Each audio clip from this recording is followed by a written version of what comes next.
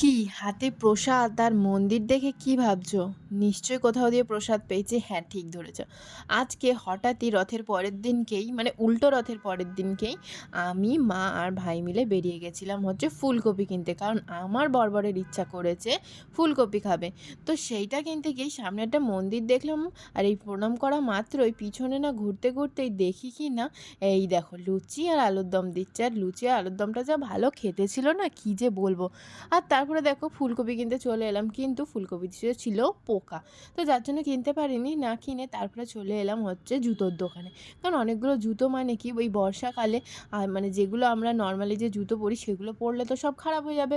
ওই জন্য বর্ষাকালের জুতো কিনতে এসেছিলাম। তো দেখো এই যে আমার জন্য নিয়েছিলাম এই জুতোটা, আর মা, ভাই, পাপা সবার জন্য জুতো নিয়ে বেরিয়ে দেখি রথ।